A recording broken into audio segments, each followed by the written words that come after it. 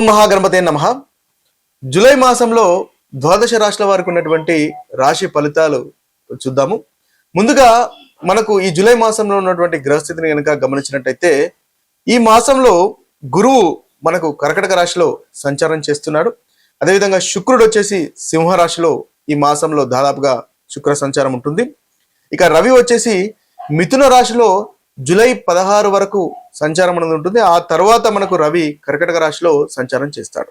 ఇక కుజుడు వచ్చేసి వృషభ రాశిలో సంచారము, అదేవిధంగా బుధుడు వచ్చేసి దాదాపుగా మనకు మిథున రాశిలో ఈ యొక్క మాసంలో బుధ సంచారం అనేది ఉంటుంది. ఇక శని మీన రాశిలోనే సంచారం చేస్తున్నాడు. రాహు కుంభరాశిలో సంచారము, కేతు అనేది సింహరాశిలో సంచారం. ఇది స్థూలంగా మనకు జూలై మాసంలో ఉన్నటువంటి గ్రహస్థితి.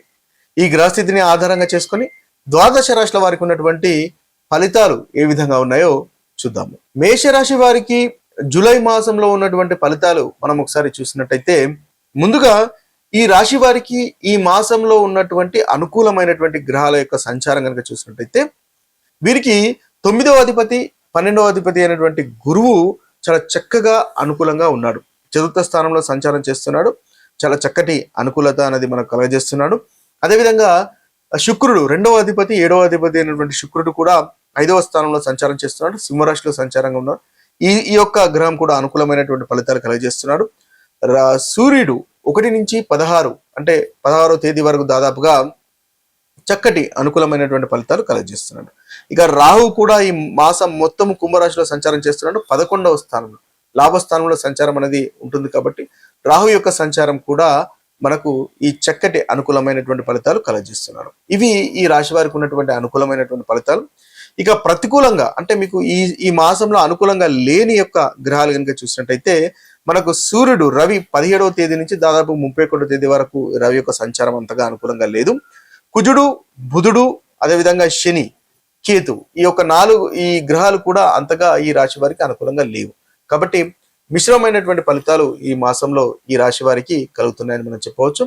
ముందుగా అనుకూలమైనటువంటి ఫలితాలు ఏవి ఉన్నాయో చూసినట్టయితే, ముందుగా అనుకూలమైనటువంటి ఫలితాలు ఏ ఫలితాలు ఉన్నాయో మనం ఒకసారి చూసినట్టయితే, వీరికి గురుగ్రహం వల్ల ఇల్లు, వాహనము, కుటుంబానికి సంబంధించినటువంటి విషయాలు చాలా చక్కగా అనుకూలంగా ఉంటాయి. ఇంటికి సంబంధించిన విషయాల్లో కానీ, ప్రాపర్టీకి సంబంధించినటువంటి విషయాల్లో కానీ ఈ మాసంలో అనుకూలత అనేది ఉంటుంది. అభివృద్ధి అనేది కూడా ఉంటుంది.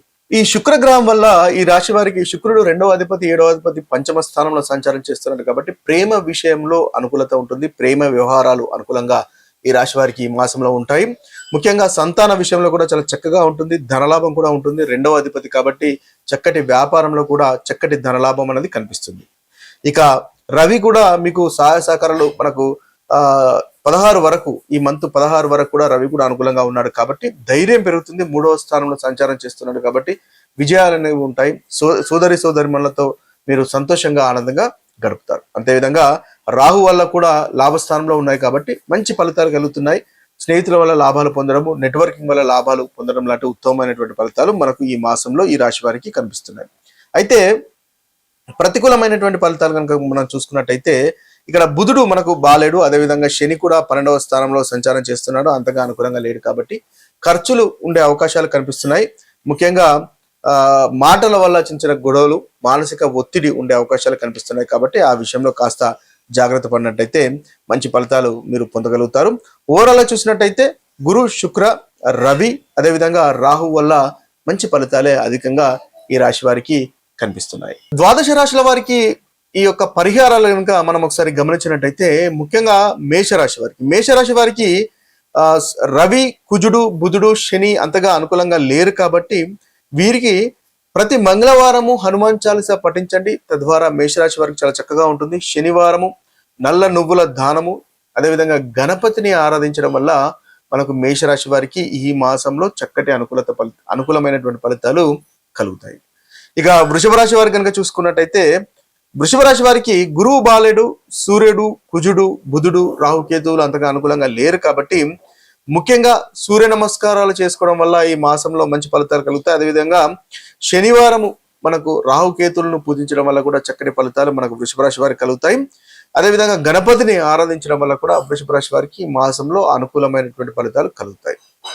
ఇక మిథున రాశి వారి కనుక చూసినట్టయితే మిథున రాశి వారికి రవి, కుజ, బుధ, శని, రాహువులు అంతగా అనుకూలంగా లేరు కాబట్టి ఈ మిథున రాశి వారికి ముఖ్యంగా బుధవారము విష్ణు సహస్రనామాలు చదవడము లేదా వినడం వల్ల చక్కటి ఫలితాలు మనకు మిథున రాశి వారికి ఉంటాయి. అదేవిధంగా శనివారము హనుమంతుణ్ణి ఆరాధించడం వల్ల కూడా మిథున రాశి వారికి అనుకూలమైనటువంటి ఫలితాలు ఈ మాసంలో కలుగుతాయి. ఇక కర్కటక రాశి వారి కనుక చూసినట్టయితే కర్కటక రాశి వారికి రవి, బుధ, శని, రాహుకేతులు అంతగా అనుకూలంగా లేరు, గురువు కూడా అంతగా అనుకూలంగా లేరు కాబట్టి ప్రతిరోజు సూర్య నమస్కారాలు చేయండి. శనివారము హనుమంతుని ఆరాధించండి, తద్వారా మంచి ఫలితాలు కలుగుతాయి. బుధవారం విష్ణు సహస్రనామాలు వినండి, చదవండి, తద్వారా కూడా చక్కటి ఫలితాలు మన కర్కటక రాశి వారికి కలుగుతాయి. ఇక సింహరాశి వారి యొక్క పరిహారాలు కనుక చూసినట్టయితే సింహరాశి వారికి గురువు అంతగా అనుకూలంగా లేడు, రవి 17 తర్వాత నుంచి అనుకూలంగా లేడు, కుజ, శని, రాహు, కేతులు అంతగా అనుకూలంగా లేరు కాబట్టి మంగళవారం హనుమంతుని ఆరాధించండి ఈ సింహరాశి వారు, తద్వారా మంచి ఫలితాలు మనకు కలుగుతాయి. రాహుకేతుల యొక్క పూజలు చేసుకున్నా కూడా చక్కటి ఫలితాలు ఈ మాసంలో ఈ రాశి వారికి మనకి సింహరాశి వారికి పరిహారంగా పనికి వస్తుంది. ఇక కన్యారాశి వారికి కనుక చూసినట్టయితే కన్యారాశి వారికి చాలా చక్కటి ఫలితాలు అధికంగా ఉన్నాయి. ముఖ్యంగా 3 గ్రహాలు అనుకూలంగా లేవు. కుజ, శని, కేతుల యొక్క సంచారం అంతగా అనుకూలంగా లేదు కాబట్టి మంగళవారం హనుమంతుని ఆరాధించండి, తద్వారా మంచి ఫలితాలు కలుగుతాయి. కోపాన్ని నియంత్రించుకోండి. శనివారము శనీశ్వరుని ఆరాధించడం వల్ల కూడా చక్కటి ఫలితాలు మనకి ఈ కన్యారాశి వారికి ఈ యొక్క మాసంలో కలుగుతాయి.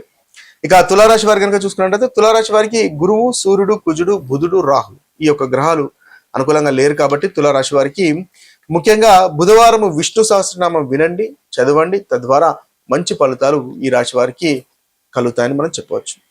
ఇక వృశ్చిక రాశి వారికి కనుక చూసుకున్నట్టయితే ఈ వృశ్చిక రాశి వారికి శుక్రుడు, రవి, కుజుడు, బుధ, శని, రాహు, కేతువులు అంతగా అనుకూలంగా లేరు కాబట్టి వృశ్చిక రాశి వారు శుక్రవారం లక్ష్మీదేవిని ఆరాధించండి, తద్వారా మంచి ఫలితాలు కలుగుతాయి.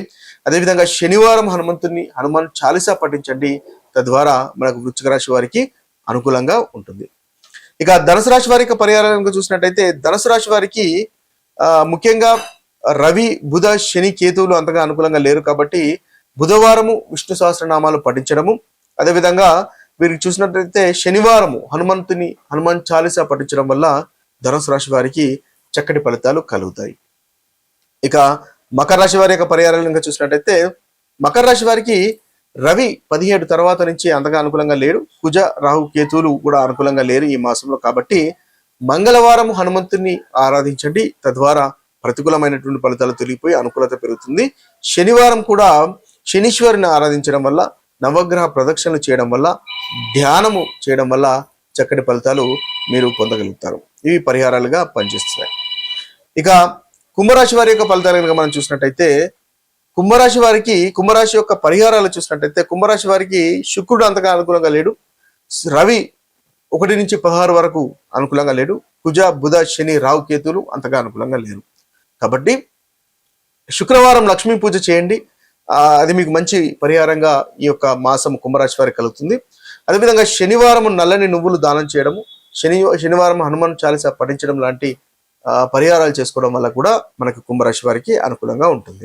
మీనరాశి వారి కనుక చూసినట్టయితే మీనరాశి వారికి శుక్రుడు, రవి, శని, రాహులు ఈ 4 గ్రహాలు అంతగా అనుకూలంగా లేరు కాబట్టి శుక్రవారం లక్ష్మీదేవిని పూజించండి, అదేవిధంగా శనివారం కూడా హనుమాన్ చాలీసా పఠించడం వల్ల మనకు మీనరాశి వారికి చక్కటి పరిహారంగా ఉపయోగపడుతుంది. ఇవి స్థూలంగా జూలై మాసంలో ఉన్నటువంటి 12 రాశుల పరిహారాలు, అదేవిధంగా ఫలితాలు. అయితే రాశి ఫలితాలు మీకు ఏదైతే అనుకూలమైనటువంటి ఫలితాలు అంతగా అనుభవంలోకి రావట్లేదు అని కనుక మీరు భావించినట్టయితే మీ యొక్క జన్మ జాతకంలో దశ అంతర్దశలు అనుకూలంగా లేవు అని గమనించాలి. అదేవిధంగా మనం ప్రతికూలమైనటువంటి ఫలితాలు చెప్పుకున్నా అవి మీకు అనుభవంలోకి రానట్టయితే మీ యొక్క జన్మ జాతకంలో ఏదైతే దశ అంతర్దశలు నడుస్తున్నాయో అవి చక్కటి అనుకూలత ఉన్నాయని మనం గమనించాలి. కాబట్టి ఒకవేళ మీకు అంతగా అనుకూలమైనటువంటి ఫలితాలు కలగట్లేదు, కష్టాలు, బాధలు అధికంగా కనిపిస్తున్నాయి అని అనుకున్నప్పుడు జన్మ జాతకంలో ఏదైతే దశ అంతర్దశలు, గ్రహస్థితి ఏ విధంగా ఉందో తెలుసుకొని దానికి తగినటువంటి పరిహారాలు చేసుకోవడం వల్ల చక్కటి ఫలితాలు కలుగుతాయి. తద్వారా మీరు అనుకున్నటువంటి పనులు నెరవేర్చుకోగలుగుతారు, ప్రతికూలత కూడా తొలగించుకోగలుగుతారు. ఇవి స్థూలంగా ఈ మాసంలో ఉన్నటువంటి ఫలితాలు. మరొక వీడియోలో మరొక రాశి ఫలితాలతో కలుద్దాము. అంతవరకు సెలవు. సర్వే జన సుజనో భవంతు, సర్వే సుజన సుఖినో భవంతు. నమస్తే.